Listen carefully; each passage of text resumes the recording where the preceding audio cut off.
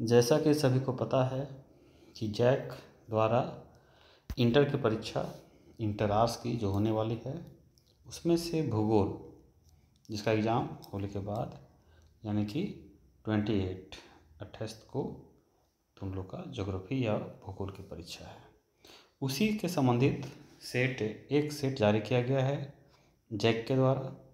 अन्य कोई सेट जारी नहीं किया गया है और जारी नहीं किया जाएगा, लेकिन इसी से संबंधित कुछ गैस क्वेश्चन है जो कि जैक एग्ज़ाम में पूछे गए हैं और बहुत ही महत्वपूर्ण है। उस पर आज चर्चा करेंगे। इन क्वेश्चनों को याद करके एग्ज़ाम में लिखें और प्रयास करें कि 100% मार्क्स प्राप्त किया जा सके। ठीक है, तो क्वेश्चन शुरू करते हैं हम। पहला क्वेश्चन एग्ज़ाम में जो आप लोग का पहला क्वेश्चन आएगा वो उम्मीद है कि क्वेश्चन यही रहेगा कि मानव भूगोल को परिभाषित करें। ठीक है, ये पहला क्वेश्चन आएगा। ध्यान रखना है कि एग्ज़ाम में जो क्वेश्चन पूछा जाएगा वह 1 से लेकर 7 तक, इसमें से 5 क्वेश्चन का आंसर देना है जो कि 1 मार्क्स का रहेगा और टोटल जो मार्क्स हो जाएगा वो 5 नंबर का रहेगा। ठीक है, उसके बाद आगे के क्वेश्चन बताएंगे अभी। तो अभी ये 1 नंबर क्वेश्चन के लिए देखें हम, तो मानव भूगोल को परिभाषित करें। इसका आंसर हो जाएगा भूगोल के 2 महत्वपूर्ण शाखा हैं, मानव भूगोल और भौतिक भूगोल। इसमें मानव भूगोल के अंतर्गत पृथ्वी पर निवास करने वाले मानव के संपूर्ण क्रियाकलापों का अध्ययन किया जाता है। ठीक है, मानव भूगोल को विभिन्न भूगोलवेताओं ने निम्न रूप से परिभाषित किए हैं। 1-2 को परिभाषा बता दे रहे हैं क्योंकि एग्जाम में कभी कभी ये जो पहला क्वेश्चन है मानव भूगोल को परिभाषित करने के स्थान पर आ सकता है कि रेडियल के अनुसार भूगोल की परिभाषा मानव भूगोल की, या LNC सैंपल या मिस सैंपल के अनुसार मानव भूगोल को परिभाषित करें। इस तरह से भी क्वेश्चन एग्जाम में आ सकता है, तो दोनों का परिभाषा अवश्य रूप से याद कर लें। रेडियल ने क्या कहा है कि मानव भूगोल मानव समाजों और धरातल के बीच संबंधों का संश्लेषित अध्ययन है, ये रेडियल का है। और सैंपल का क्या है, मानव भूगोल अस्थिर पृथ्वी और क्रियाशील मानव के बीच परिवर्तनशील संबंधों का अध्ययन है। ठीक है, इतना याद कर लें, इससे क्वेश्चन 1 अवश्य आएगा। नेक्स्ट क्वेश्चन देखें, निश्चयवाद। ध्यान रखिए कि भूगोल में द्वैतवाद आया था, एक संभववाद है, एक निश्चयवाद है और दूसरा है दोनों को जोड़ने वाला नव निश्चयवाद। ये तीनों को आप लोग अच्छी तरीक़ा से देख लें। तो निश्चयवाद का चर्चा करें हम। निश्चयवाद विचारधारा के अनुसार प्रकृति जो है वो सर्वोपरि है और मानव मात्र एक दास या सेवक है जिसे प्रकृति अपने अनुसार ढालती है। इस विचारधारा के समर्थक रेडियल, रीटर, सैंपल इत्यादि थे, अथवा मिसप्रिंट इत्यादि थे। ध्यान रखना यहीं पर अगर संभववाद आए तो संभववाद में क्या है कि मानव सर्वोपरि है और मानव ही अपने अनुसार प्रकृति को नियंत्रित करती है। उसके जो विचारधारा थे, ब्लास थे, ये सब याद रखना है। ठीक है, फेबरे सर्वप्रथम प्रयोग किए थे। और नॉन निश्चयवाद यानी दोनों को जोड़ने वाला ग्रिफिथ टेलर थे। ठीक है, ये सब याद रखना है। नेक्स्ट क्वेश्चन है, संसार का सबसे व्यस्तम समुद्री मार्ग कौन सा है? तो उत्तरी अटलांटिक महासागर जो है समुद्री मार्ग, ये जो है सबसे अधिक व्यस्त है। नेक्स्ट है, संसार में मानव के प्रमुख क्रियाकलापों का वर्णन करें। तो किसी भी देश की जनसंख्या को उनके व्यवसाय या रोजगार के आधार पर संगठित करना मानवीय क्रियाकलाप कहलाता है। इसके अंतर्गत कृषि, मजदूर, व्यापार, उद्योग, शोध इत्यादि सम्मिलित है। ध्यान रखना, मानव क्रियाकलाप का मतलब है कि मानव जो भी कार्य करते हैं, जो भी व्यवसाय करते हैं वो क्रियाकलाप कहलाता है। इसी को अलग अलग बांटा गया है, प्राथमिक, द्वितीय क्रियाकलाप, तृतीय क्रियाकलाप, चतुर्थ और पंचम क्रियाकलाप। ये सब भी अलग से क्वेश्चन आ सकता है कि प्राथमिक क्रियाकलाप क्या है, द्वितीय क्या है, तृतीय क्या है, चतुर्थ या पंचम।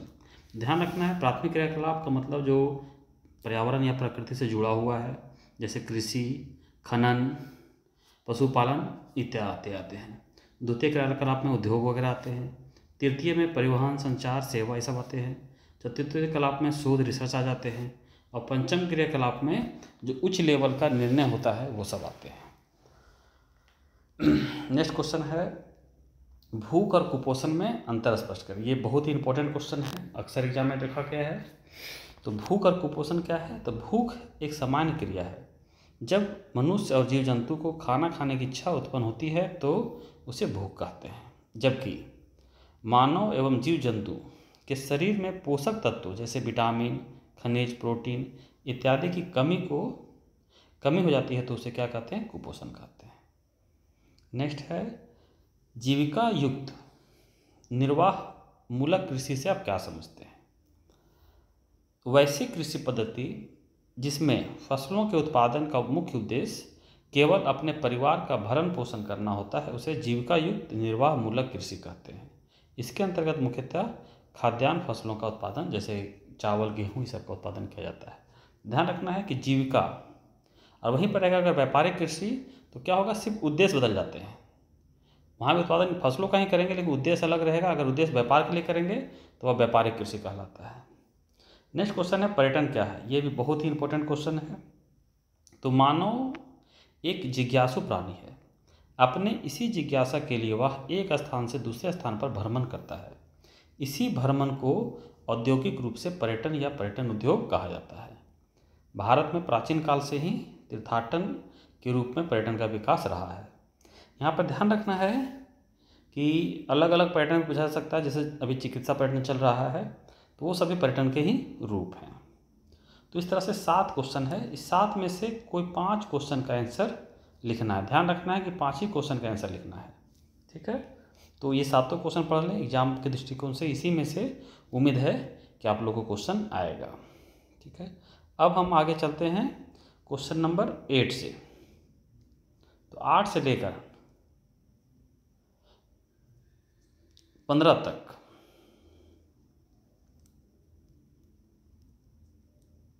ठीक है, नहीं 15 नहीं 14 तक, 8 से लेकर 14 तक यानी कि 7 क्वेश्चन हो जाएगा। इसमें से जो है क्वेश्चन 5 ही लिखना है और ये भी 3 नंबर का रहेगा। इन टोटल 15 मार्क्स का रहेगा। तो इसको थोड़ा सा लंबा लिखना है। ठीक है, तो ये क्वेश्चन करते हैं शुरू। क्वेश्चन नंबर है 8, जनसंख्या वृद्धि को परिभाषित करें। ये भी बहुत ही इंपॉर्टेंट क्वेश्चन है, अक्सर एग्जाम में आता है और लोग इसे लिखने में अक्सर गलती करते हैं। तो किसी देश या प्रदेश में 2 समय अंतराल में हुए जनसंख्या में परिवर्तन को जनसंख्या वृद्धि कहते हैं। जनसंख्या वृद्धि दर को प्रतिशत के रूप में व्यक्त किया जाता है। यह दर धनात्मक, ऋणात्मक या शून्य भी हो सकता है। ठीक है, इसके लिए फार्मूला है, जो सूत्र दिया हुआ है कि जनसंख्या वृद्धि बराबर P2 - P1 बटा P1 इंटू 100 है। P1 क्या है? तो P1 जो है पॉपुलेशन 1 क्या है? तो आधार वर्ष की जनसंख्या, और P2 है वर्तमान वर्ष की जनसंख्या। आधार वर्ष का मतलब है जिस वर्ष को हम लिए हैं। मान लेते हैं जनसंख्या वृद्धि हमको निकालना हो 2001 और 2011 के बीच, तो आधार वर्ष 2001 हो जाएगा और वर्तमान वर्ष 2011 हो जाएगा। तो 2011 की जनसंख्या में 2001 को घटा देंगे हम, वो यहाँ लिखेंगे, और P1 यानी कि 2001 की जनसंख्या को यहाँ लिखेंगे और गुना 100 करेंगे और उसको भागा दे देंगे। तो ये जो निकलेगा ये जनसंख्या वृद्धि कहलाएगा। ठीक है, और जनसंख्या वृद्धि जो है अगर बढ़ गया धनात्मक होता है, अगर घट गया तो ऋणात्मक होता है। बढ़ा तो धनात्मक, घट गया तो ऋणात्मक, और ना बढ़ेगा ना घटेगा तो शून्य हो जाता है। नेक्स्ट है निवल बोया गया क्षेत्र और सकल बोया गया क्षेत्र में अंतर स्पष्ट करें। ठीक है, तो अंतर पूछा जाता है। तो निवल बोया गया क्षेत्र क्या है? तो वैसी भूमि जिस पर वर्तमान समय में कृषि कार्य किया जा रहा है उसे निवल बोया गया क्षेत्र कहते हैं। यानी कि जिस वर्ष, यानी कि अभी ले लें हम, तो 2023 में जब कृषि वर्ष आएगा तो जिस भूमि में कृषि किया जाएगा वही कहलाएगा निवल बोया गया क्षेत्र। जबकि सकल में क्या आता है? तो निवल बोया गया क्षेत्र के साथ साथ वर्तमान प्रतिभूमि यानी कि जो 1 वर्ष तक पड़ती है, पुरातन प्रतिभूमि जो 5 वर्ष तक पड़ती छोड़ा गया है, या कृषि योग्य व्यर्थ भूमि, ये सभी को जब शामिल कर देंगे तो उसको बोला जाता है सकल बोया गया क्षेत्र। दूसरा है पॉइंट कि वर्ष 2014-15 जो कि आंकड़े बुक में दिया हुआ है, आंकड़ों के अनुसार 45.5% भूभाग निवल बोए गए क्षेत्र के अंतर्गत आते हैं। और वहीं पर सकल बोया गया में देखा गया तो वर्ष 2014-15 के आंकड़ों के अनुसार 58.5 यानी 58.5% क्षेत्र जो है वह सकल बोए गए क्षेत्र के अंदर आता है। यहाँ ध्यान रखना है कि निवल जो बोया गया क्षेत्र है वो सकल के अंतर्गत ही आता है, ये ध्यान रखना है। नेक्स्ट क्वेश्चन है साक्षरता से आप क्या समझते हैं। ये भी VVI क्वेश्चन है, बहुत ही इंपॉर्टेंट, एग्जाम में आ सकता है। तो इसका क्या है कि 7 वर्ष, कंडीशन समझ लें कि 7 वर्ष या उससे अधिक उम्र के लोग जो किसी एक भाषा को पढ़ और लिख सके उसे साक्षर कहते हैं, और साक्षर लोगों के अनुपात को साक्षरता कहा जाता है। साक्षरता दर को प्रतिशत के रूप में व्यक्त किया जाता है। जनगणना 2011 के अनुसार भारत का साक्षरता दर 73% था। ठीक है, तो यहाँ ध्यान रखना है कि साक्षरता के लिए 3 कंडीशन है। पहला कंडीशन है कि उम्र 7 वर्ष से अधिक होना चाहिए। दूसरा कंडीशन है एक भाषा को क्या कर सके, पढ़ सके। और तीसरा कंडीशन है लिख सके। कोई भी व्यक्ति जिसकी उम्र 7 वर्ष से अधिक हो और एक भाषा को पढ़ और लिख सभी सके, उसी को हम लोग साक्षर कहेंगे। और साक्षर व्यक्तियों के अनुपात को साक्षरता दर या साक्षरता कहा जाता है। इसको सूत्र के रूप में लिख सकते हैं कि साक्षरता दर बराबर साक्षर व्यक्तियों की संख्या बटा 7 वर्ष से अधिक उम्र के लोग। यहाँ पर कुल जनसंख्या नहीं होता है, क्योंकि 7 वर्ष से कम जो होते हैं बच्चे, उसको साक्षरता के रूप में हम लोग गिनती नहीं करते हैं। तो 7 वर्ष से अधिक उम्र के लोग गुना 100, ये जो हो गया, ये इसका फॉर्मूला हो गया। नेक्स्ट है एकाकी बस्तियां का वर्णन करें। तो वैसे बस्तियां जिसमें मानव बसाव काफ़ी दूर दूर होता है उसे एकाकी या प्रक्षिप्त बस्तियां कहते हैं। ध्यान रखना है, एकाकी बस्तियों को ही प्रक्षिप्त बस्ती कहा जाता है। ऐसे बस्तियां पहाड़ों, जंगलों इत्यादि में पाया जाता है। भारत में ऐसे बस्तियां मेघालय, उत्तराखंड, हिमाचल प्रदेश और केरल इत्यादि राज्यों के पहाड़ियों में भागों में पाया जाता है। इसमें प्रयास करें कि एक मैप बना दें, इस तरह से कोई पर्वत का एक मैप बना दें और इसमें कहीं कहीं दिखा दें मानव बसाव को। ठीक है, मैप बनाने का भी प्रयास करें। ये हो गया एकाकी बस्तियाँ। नेक्स्ट है गैर परंपरागत ऊर्जा के स्रोत। ऊर्जा के स्रोत में 4 क्वेश्चन आ सकता है। परंपरागत ऊर्जा के स्रोत, गैर परंपरागत ऊर्जा के स्रोत, नवीकरणीय ऊर्जा के स्रोत या अनवीकरणीय। तो यहाँ पर हम लोग गैर परंपरागत लिखे हैं। तो वैसे ऊर्जा के स्रोत जिसका उपयोग वर्तमान समय में वैज्ञानिक तकनीक के द्वारा किया जा रहा है उसे गैर परंपरागत ऊर्जा के स्रोत कहते हैं। इसके अंतर्गत मुख्यतः नवीकरणीय ऊर्जा के स्रोत आते हैं, जैसे सौर ऊर्जा, पवन ऊर्जा, ज्वारीय ऊर्जा इत्यादि। इस तरह से परंपरागत पूछेगा तो जो हम परंपरा से करते आ रहे हैं वो हो जाएगा। नवीकरणीय मतलब जिसको कि बार बार उपयोग किया जा सकता है, जैसे सौर ऊर्जा, पवन ऊर्जा। अनवीकरणीय जिसका उपयोग हम एक बार करते हैं, जैसे कोयला हो गया, पेट्रोलियम, ये सब अनवीकरणीय में आता है। नेक्स्ट क्वेश्चन है प्रवास को प्रभावित करने वाले प्रमुख कारक। ध्यान रखना है कि ये क्वेश्चन किसी भी तरह से पूछ सकता है, इसलिए 3 क्वेश्चन बनाए हैं। पूछा सकता है कि जनसंख्या प्रवास को प्रभावित करने वाले अपकर्ष कारक को लिखें या फिर जनसंख्या प्रवास को प्रभावित करने वाले प्रतिकर्ष कारक को लिखें। तो जो भी क्वेश्चन पूछे उसको इस तरह से लिखना। अगर सिर्फ अपकर्ष पूछे तो अपकर्ष लिखना है, प्रतिकर्ष तो सिर्फ प्रतिकर्ष, और सिर्फ कारक पूछे तो दोनों लिखना है। इसका आंसर देख लें। व्यक्ति सामान्य रूप से अपने जन्म स्थान से भावनात्मक रूप से जुड़ा रहता है।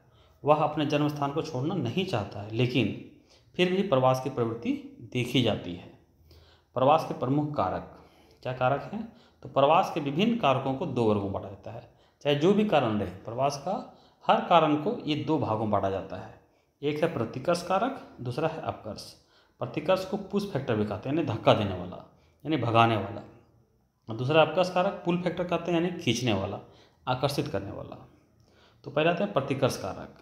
वैसे कारक जो किसी व्यक्ति को अपना निवास स्थान छोड़ने को मजबूर करता है उसे प्रतिकर्ष कारक कहते हैं। प्रमुख प्रतिकर्ष कारक निम्न हैं, जैसे गरीबी, शिक्षा का अभाव, स्वास्थ्य सुविधाओं का अभाव, प्राकृतिक आपदा जैसे बाढ़, भूकंप सब आ जाए, युद्ध, स्थानीय संघर्ष, बेरोजगारी, ये सब जो है प्रतिकर्ष कारक हैं। अपकर्ष कारक वैसे कारक जो लोगों को अपनी ओर प्रवास करने के लिए आकर्षित करता है उसे अपकर्ष कारक कहते हैं, जैसे रोजगार के बेहतर अवसर, शिक्षा का प्रसार, उत्तम स्वास्थ्य सुविधा, मनोरंजन के स्रोत, शांतिपूर्ण माहौल, उत्तम जलवायु, ये सब जो है अपकर्ष कारक हैं। तो ये भी इम्पोर्टेंट क्वेश्चन है। नेक्स्ट क्वेश्चन है खाद्य सुरक्षा से आप क्या समझते हैं? ये अक्सर एग्जाम में पूछा जाता है। तो देश के सभी नागरिकों को भोजन उपलब्ध कराना खाद्य सुरक्षा कहलाता है। मनुष्य बिना भोजन के जीवित नहीं रह सकता है। इस कारण मनुष्य भविष्य में अपने भोजन की आपूर्ति को लेकर चिंतित रहता है। खाद्य एवं कृषि संगठन, जिसको बोलते हैं FAO, foods and agriculture organisation, जिसका मुख्यालय कहाँ है? रोम, इटली जो में है, इटली में है, के अनुसार खाद्य सुरक्षा की स्थिति तब बनती है जब देश के प्रत्येक नागरिक को हर समय पर्याप्त, सुरक्षित और पौष्टिक भोजन उपलब्ध हो सके, उसी को खाद्य सुरक्षा कहते हैं। खाद्य सुरक्षा के 3 महत्वपूर्ण घटक हैं: उपलब्धता, जो होता है एबिलिटी, अभिगम्यता यानी एसेसिबिलिटी, और वहनीयता यानी एफोर्डेबिलिटी। ये 3 प्रमुख घटक हैं इसके। भारत में खाद्य सुरक्षा के रूप में देखें हम तो भारत सरकार ने खाद्य सुरक्षा के लिए राष्ट्रीय खाद्य सुरक्षा अधिनियम 2013 लागू किया है। इसके अंतर्गत निम्न प्रावधान किए गए हैं। पहला क्या है? तो भारतीय खाद्य निगम की स्थापना की गई है। सार्वजनिक वितरण प्रणाली, जो कि देखते हैं हम लोग, राशन कार्ड वगैरह जो मिलता है सस्ते दरों में, यानी निःशुल्क भी चावल बांटा जा रहा है, साथ में धोती वगैरह भी बांटा जाता है। लेकिन मेन है चावल गेहूँ बांटना, वो खाद्य सुरक्षा के अंतर्गत आता है। अंत्योदय अन्न योजना उसी के अंतर्गत है। और एक राष्ट्र एक राशन कार्ड योजना अभी लागू करने की बात चल रही, लागू हो रही है ये। अब आते हैं लॉन्ग क्वेश्चन, ठीक है, 15 से लेकर 19 तक, ठीक है, 15 से लेकर 19 तक लॉन्ग क्वेश्चन पूछे जाएंगे, जो कि 5 नंबर के होंगे। इसमें 3 क्वेश्चन का आंसर देना है और टोटल 15 नंबर होंगे। यहाँ पे ध्यान देना है कि क्वेश्चन नंबर जो 19 होगा ये मानचित्र पर होगा, और हम सभी विद्यार्थियों को कहेंगे कि आप लोग जो है क्वेश्चन नंबर 19 सॉल्व करने का प्रयास करेंगे। अभी आएंगे क्वेश्चन नंबर 19 पे हम, ठीक है। एक क्वेश्चन नंबर 19 जरूर सॉल्व करें, बाकी 2 क्वेश्चन लॉन्ग क्वेश्चन लिखें, क्योंकि जब मैप बनाएंगे, जो मानचित्र सॉल्व करेंगे, तो 5 पॉइंट दर्शाना रहेगा, 5 में 5 नंबर मिल जाता है वहाँ पे। तो पहले क्वेश्चन देखें हम लॉन्ग क्वेश्चन में कि मानव भूगोल के विषय क्षेत्र का वर्णन करें। तो वही परिभाषा जो ऊपर पढ़ चुके हैं, सेम वही है कि भूगोल के 2 महत्वपूर्ण शाखा हैं, मानव भूगोल, भौतिक भूगोल। इसमें मानव भूगोल के अंतर्गत पृथ्वी पर निवास करने वाले मनुष्य के संपूर्ण क्रियाकलापों का अध्ययन किया जाता है। इसको 2 परिभाषा भी दिए हैं, रेडजेल और सैंपल का, ये ऊपर हम लोग पढ़ चुके हैं। इंट्रोडक्शन में चूँकि लिखना होगा अगर वो क्वेश्चन आए तो। अब आते हैं इसके विषय क्षेत्र में। तो मानव भूगोल के विषय क्षेत्र, मानव भूगोल के प्रमुख विषय क्षेत्र निम्न हैं। नंबर 4 लिखा हुआ है यहाँ, नंबर 1 कर लेंगे। नंबर 1 ऐतिहासिक भूगोल। ऐतिहासिक भूगोल के अंतर्गत मानव के जीवन का विकास, सभ्यता का विकास, विभिन्न ऐतिहासिक पहलुओं का अध्ययन किया जाता है, ठीक है। उसके बाद है राजनीतिक भूगोल। तो राजनीतिक भूगोल के अंतर्गत देश, राज्य, प्रदेश इत्यादि के शासन पद्धति, मानवाधिकार, निर्वाचन, सैन्य सुरक्षा इत्यादि का अध्ययन किया जाता है। आर्थिक भूगोल में देखें तो आर्थिक भूगोल के अंतर्गत पृथ्वी पर मौजूद विभिन्न संसाधनों के उत्पादन एवं वितरण, व्यापार, कृषि, पर्यटन इत्यादि का अध्ययन किया जाता है। और सामाजिक भूगोल देखें हम, सामाजिक भूगोल के अंतर्गत मनुष्य को एक सामाजिक प्राणी मानते हुए एक उत्तम समाज की स्थापना का प्रयास किया जाता है। इसमें मुख्यतः सामाजिक कल्याण, सांस्कृतिक क्रियाकलाप, चिकित्सा इत्यादि का अध्ययन किया जाता है। तो ये प्रमुख जो हुए ये मानव भूगोल के विषय क्षेत्र हुए। क्वेश्चन नंबर 16 है गेहूँ। ध्यान रखना है कि चावल, गेहूँ, कपास और चाय, ये 4 क्वेश्चन है। इस 4 क्वेश्चन में से एक क्वेश्चन श्योर 100% है एग्जाम में आएगा। तो इस चारों का अध्ययन आप लोग ठीक से कर लें। यहाँ पे हम गेहूँ और कपास का किए हुए हैं, चावल जो कि सेट 1 में था ही, चाय बचा है। तो अगले जो वीडियो उसमें हम चाय का वर्णन करेंगे। तो यहाँ गेहूँ का देख ले पहले। तो गेहूँ एक प्रमुख खाद्यान्न फसल है। और ध्यान रखना है कि ये गेहूँ, चावल, चाय और कपास, इसमें से जब कोई एक क्वेश्चन आएगा तो जरूर विद्यार्थी इसका आंसर लिखें, क्योंकि इसका आंसर लिखने से क्या होगा कि नंबर 5 में से 5 मिल जाएगा। बाकी और क्वेश्चन लिखने में क्या होता है कि 5 में 5 मिलने की संभावना कम रहती है, लेकिन ये क्वेश्चन बहुत अच्छा है, इसका आंसर भी बहुत अच्छा है, इसलिए नंबर अधिक मिल पाता है। तो गेहूँ एक प्रमुख खाद्यान्न फसल है जिसका उत्पादन शीत ऋतु में रबी फसल के रूप में किया जाता है। भारत में गेहूँ के उत्पादन का साक्ष्य हड़प्पा सभ्यता से ही प्राप्त होता है। गेहूँ के लिए अनुकूल दशाएं, ये पॉइंट बनाएंगे हम, लिखेंगे। गेहूँ की अच्छी फसल प्राप्ति के लिए निम्न दशाओं का होना आवश्यक है। तापमान देखेंगे तो गेहूँ को बोते समय 10 डिग्री सेल्सियस तापमान, बढ़ते समय 15 डिग्री सेल्सियस और पकते समय 25 डिग्री सेल्सियस तापमान अनुकूल होता है। अगर याद ना रहे एग्जाम में तो 10 से 20 डिग्री सेल्सियस तापमान लिख सकते हैं, कोई दिक्कत नहीं है। वर्षा, तो गेहूं के लिए 50 से 75 सेंटीमीटर वर्षा जो है अनुकूल होता है। भूमि, गेहूं के उत्पादन के लिए समतल भूमि होना चाहिए। मिट्टी, गेहूं के लिए हल्की दोमट मिट्टी एवं काली मिट्टी उपयुक्त होती है। कृषि पद्धति, तो गेहूं के लिए आधुनिक कृषि पद्धति जैसे गहन कृषि, जैविक कृषि इत्यादि की जानी चाहिए। कुशल मजदूर, तो गेहूं के उत्पादन के लिए कृषि जानकारी युक्त मजदूर होना चाहिए। उर्वरक एवं उन्नत बीज का प्रयोग, गेहूं के प्रति हेक्टेयर उत्पादन बढ़ाने के लिए गुणवत्तापूर्ण फसल प्राप्ति के लिए उन्नत किस्म के बीज, उर्वरक एवं कीटनाशक का प्रयोग करना चाहिए। और है आधुनिक तकनीक का प्रयोग, यानी कृषि द्वारा फसल प्राप्ति को विश्व स्तर लायक बनाने के लिए आधुनिक तकनीक का प्रयोग करना चाहिए। इसमें ट्रैक्टर, थ्रेसर मशीन इत्यादि का प्रयोग किया जाना चाहिए। अब है भारत में गेहूं का वितरण। तो यहाँ पॉइंट 9 हो गया, ये 9 नहीं बनाना है, ठीक है, यहाँ तक ही खत्म हो गया है। यहाँ सिर्फ लिखना है पॉइंट कि भारत में गेहूं का वितरण। तो वर्तमान समय में भारत में गेहूं उत्पादन विश्व में संयुक्त राज्य अमेरिका के बाद दूसरा स्थान रखता है। यानी पहला स्थान हो गया संयुक्त राज्य अमेरिका, दूसरा स्थान भारत है। उससे चावल में भी पहला स्थान चीन का है, दूसरा स्थान भारत का है। हरित क्रांति के बाद भारत में गेहूं के उत्पादन में अच्छी वृद्धि हुई। भारत में गेहूं के उत्पादन मुख्य रूप से उत्तर प्रदेश, पंजाब, हरियाणा, मध्य प्रदेश इत्यादि राज्यों से होता है। इसके अलावा गेहूं का गौण उत्पादन बिहार, राजस्थान, उत्तराखंड, हिमाचल प्रदेश इत्यादि में किया जाता है। यहाँ पर क्या करना है कि इंडिया का मैप बना देना है, ठीक है। इस इंडिया के मैप में दो चीज़ें हैं, एक है मुख्य उत्पादन, दूसरा गौण। गौण मतलब जहाँ उत्पादन थोड़ा कम होता है, जहाँ पे प्रमुख फसल के रूप में गेहूँ नहीं है, यहाँ पे क्या चावल है। तो लेकिन फिर भी गेहूँ का उत्पादन होता है, थोड़ा कम मात्रा में होता है। अगर ना लिख पाएँ तो कोई बात नहीं, सिर्फ गेहूँ का उत्पादन क्षेत्र लिखें और इस तरह से इंडिया का मैप बना के और क्या करें, कुछ दर्शा दें यहाँ इस तरह से एक घेरा बना के और कुछ शेडिंग कर दें और लिख दें गेहूँ उत्पादन क्षेत्र, तो उससे क्या होगा, नंबर ज़्यादा मिल पाएगा।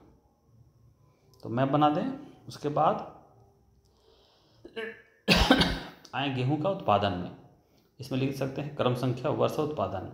क्रम संख्या 2005 है। 17 में 98.5 क्या है तो उत्पादन मिलियन मेट्रिक टन में। तो 97 में 17 में 98.5, 18 में 99.8, 19 में 103.6 और 20 में 107.8 और 21 में 109.5 मिलियन मेट्रिक टन उत्पादन गेहूं का हुआ है। उसी तरह से नेक्स्ट क्वेश्चन है कपास, ठीक है। भारत में कपास के उत्पादन एवं वितरण का वर्णन करें। तो कपास एक उष्णकटिबंधीय फसल है जिसे खरीफ फसल के रूप में बोया जाता है। यह एक रेशेदार फसल है जिसका उपयोग वस्त्र निर्माण के लिए विशेष रूप से किया जाता है। भारत में विश्व का 8.3% कपास का उत्पादन किया जाता है। यह चीन, अमेरिका, पाकिस्तान के बाद चौथा स्थान रखता है, ठीक है। यानी कपास में चौथा स्थान, पहला स्थान चीन का है, फिर अमेरिका, पाकिस्तान, तब भारत है। इसके अनुकूल दशाएं देखें तो कपास की अच्छी फसल प्राप्ति के लिए निम्न दशाओं का होना आवश्यक है। पहला तापमान है, तो कपास के लिए 20 डिग्री से 27 डिग्री सेल्सियस तापमान अनुकूल होता है। वर्षा, कपास के लिए 50 से 100 सेंटीमीटर वर्षा अनुकूल होता है। मौसम, तो कपास की अच्छी कृषि के लिए पर्याप्त धूप एवं 200 पाला रहित, ये जरूर याद रखें कि 200 पाला रहित दिन होना अनिवार्य है। यानी पाला का मतलब है, समझ सकते हैं कि जो पाला पड़ता है उससे क्या होता है कि फसल जो है नष्ट हो जाते हैं। तो पाला रहित होना चाहिए, यानी कि पाला नहीं पड़ना चाहिए। मिट्टी, कपास के लिए काली मिट्टी जानते ही हैं, इसी कारण क्या है काली मिट्टी को कपासी मिट्टी भी कहा जाता है। कृषि पद्धति, तो कपास के लिए सेम वही सब है। आधुनिक कृषि पद्धति, गहन कृषि, जैविक कृषि की जाना चाहिए। कुशल मजदूर, कपास के उत्पादन के लिए कृषि जानकारी युक्त मजदूर होना चाहिए। उन्नत एवं जो है उर्वरक एवं उन्नत बीज का प्रयोग, कपास के प्रति हेक्टेयर उत्पादन बढ़ाने के लिए क्या करते हैं, गुणवत्तापूर्ण फसल प्राप्ति के लिए क्या करेंगे, उन्नत किस्म का बीज, उर्वरक एवं कीटनाशक का प्रयोग करना चाहिए। आधुनिक तकनीक का प्रयोग, तो कृषि द्वारा प्राप्त फसल को विश्व स्तर लायक बनाने के लिए आधुनिक कृषि का प्रयोग करना चाहिए। तो ये सब 3 पॉइंट जो है ये कॉमन पॉइंट है, ये किसी में भी लिख सकते हैं। फिर है कपास की किस्में। ध्यान रखें कि ये किस्में जो हैं अगर समय ना मिले तो इसको नहीं भी लिख सकते। अगर स्पेशल क्वेश्चन आए कि कपास की किस्मों का वर्णन करें तो लिखें, नहीं तो इसको छोड़ सकते हैं, ठीक है। अगर समय कम हो एग्जाम में, तो इसको छोड़ा जा सकता है। फिर भी समझ लें कि कपास के 3 किस्में हैं, लंबे रेशे वाले कपास, मध्यम रेशे कपास और छोटे रेशे कपास। लंबे रेशे कपास देखें तो वैसे कपास जिसके रेशे की लंबाई क्या होती है, तो 4 से 6.3 सेंटीमीटर होता है, उसे लंबे रेशे के कपास कहते हैं। इस प्रकार के कपास का उत्पादन अमेरिका एवं मिस्र में किया जाता है। भारत के उत्तर पश्चिम भाग में इस प्रकार के कपास का उत्पादन होता है, जिसे नरमा कहते हैं। ये ऑब्जेक्टिव क्वेश्चन भी आ सकता है कि लंबे रेशे कपास को भारत में क्या कहा जाता है, तो नरमा कहा जाता है। मध्यम रेशे कपास वैसे कपास जिसमें रेशे की लंबाई 2.4 से 4 सेंटीमीटर होता है, उसे मध्यम रेशे के कपास कहते हैं। इस प्रकार के कपास का उत्पादन मेक्सिको, पेरू इत्यादि देशों में किया जाता है। और तीसरा देखें, छोटे रेशे कपास, तो वैसे कपास जिसमें रेशे की लंबाई 2.5 सेंटीमीटर से कम होता है, उसे छोटे रेशे कपास कहते हैं। भारत में उत्पादित होने वाले कपास के कारण इस कपास को भारतीय कपास के नाम से भी जाना जाता है। तो बहुत खास नहीं है, सीधा सीधी 3 पॉइंट है, सिर्फ लंबाई का अंतर है। एक 4 से 6.3 है, दूसरा 2.4 से 4 है, तीसरा 2.5 से कम है। अब देखिए भारत में कपास का वितरण। तो भारत में कपास मुख्यतः 3 क्षेत्रों में उत्पादित किया जाता है, पश्चिमी क्षेत्र, उत्तर पश्चिमी क्षेत्र और दक्षिणी क्षेत्र। तो इंडिया का मैप में जो है इस तीनों के क्षेत्र को दिखा देना है। ये सब हो गया पश्चिमी क्षेत्र, उत्तर पश्चिमी क्षेत्र और ये दक्षिणी क्षेत्र हो गया। इसको मैप में दर्शा देना है बढ़िया से। तीनों का थोड़ा सा वर्णन करते हैं। पश्चिमी क्षेत्र, इस क्षेत्र के अंतर्गत गुजरात, महाराष्ट्र, मध्य प्रदेश इत्यादि राज्य आते हैं। यहाँ काली मिट्टी का क्षेत्र है, जिस कारण यहाँ कपास का उत्पादन सबसे अधिक किया जाता है। उत्तर पश्चिमी क्षेत्र में इसके अंतर्गत पंजाब, हरियाणा, उत्तर प्रदेश इत्यादि राज्य आते हैं। दक्षिणी क्षेत्र, इसके अंतर्गत कर्नाटक, तमिलनाडु इत्यादि राज्य आते हैं। इसका उत्पादन देख लें कपास का। तो उत्पादन में है 17 में 370 गांठ। यहाँ ध्यान रखना है कि ये जो होता है गांठ में होता है, और एक गांठ में 170 केजी होता है। तो कपास को या जूट को ये सबको गांठ में नापा जाता है। तो ये 370 क्या है, लाख गांठ में है।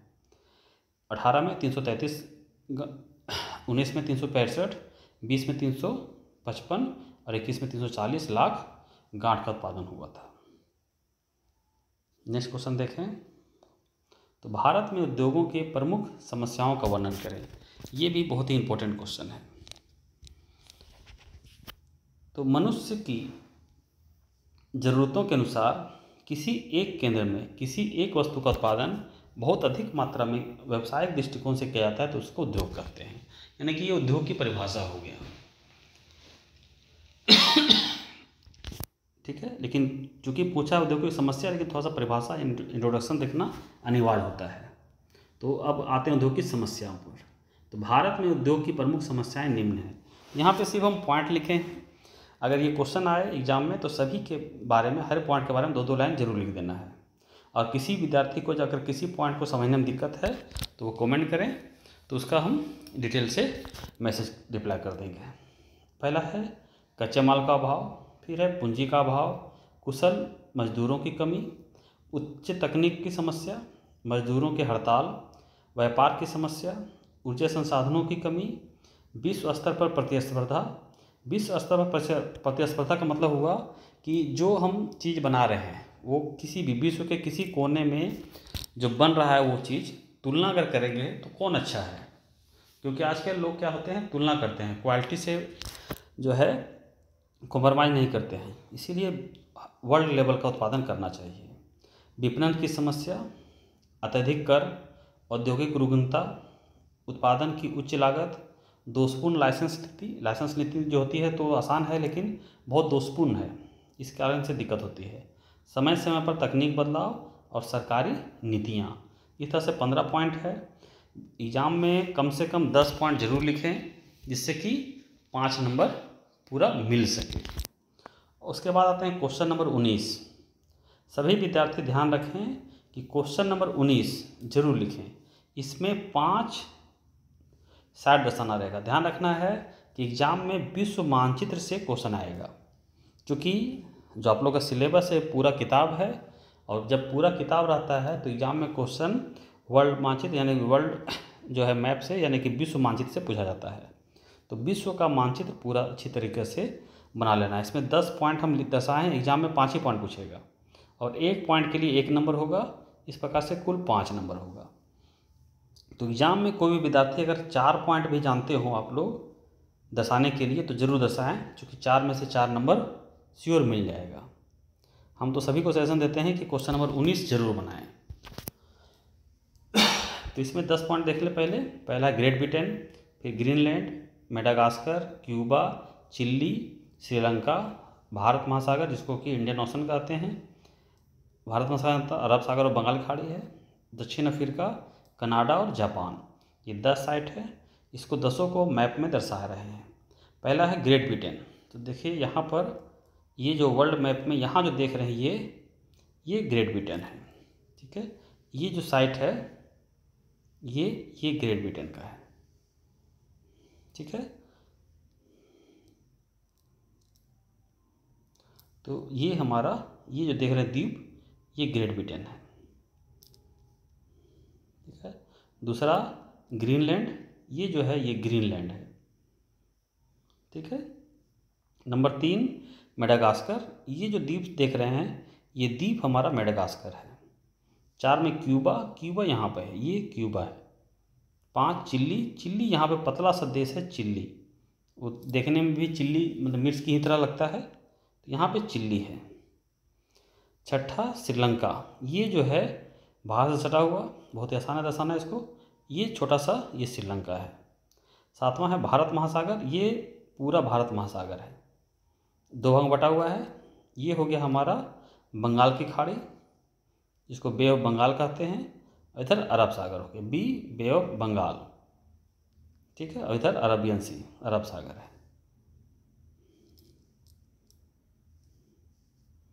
8वां हो गया दक्षिण अफ्रीका, ये पूरा अफ्रीका महादेश है और अफ्रीका महादेश के सबसे नीचे यहाँ पे दक्षिणी अफ्रीका है। उसके बाद कनाडा है, तो नंबर 9 ये यहाँ पे कनाडा है। कनाडा के नीचे यहाँ संयुक्त राज्य अमेरिका USA है, उसके नीचे यहाँ मेक्सिको है। तो कनाडा ये है ऊपर। और 10 में है जापान, ये जो है छोटा सा द्वीप है, ये होन्शु, क्यूशु, शिकोकु, होकाइडो, ये सब द्वीप समूह है जापान के, ये छोटे छोटे द्वीप है यहाँ पे है, ये सब जापान है। ठीक है, अगर मैप में देखें हम तो ये जो है ये जापान का क्षेत्र है। तो इस तरह से 10 पॉइंट दर्शाए हैं। एग्जाम में इसी तरह से क्वेश्चन आएगा। ठीक है, इसके अलावा और सारे मैप से क्वेश्चन आएंगे। तो ये सेट 1 एक हम दिए गैस क्वेश्चन 1, बहुत जल्द गैस क्वेश्चन 2 भी देंगे जिसमें 10 और मैप को दर्शाएंगे हम। तो सभी विद्यार्थी इस चैनल से जुड़े रहें और आप लोग एग्ज़ाम की तैयारी बहुत अच्छा से करें, जिससे क्या हो कि 28 तारीख को जो आप लोग का एग्ज़ाम है ज्योग्राफी का, उस 28 तारीख के एग्ज़ाम में आप लोग थ्योरी और ऑब्जेक्टिव और लॉन्ग दोनों में 35 नंबर ऑब्जेक्टिव के लिए और 35 नंबर इसमें टोटल 70 नंबर यानी कि फुल मार्क्स प्राप्त कर सकें। मेरा प्रयास यही रहेगा। तो आप लोग चैनल से जुड़े रहें, अपनी तैयारी करें अच्छी तरीके से। और अभी होली का समय है तो होली भी मनाएं। धन्यवाद सभी को।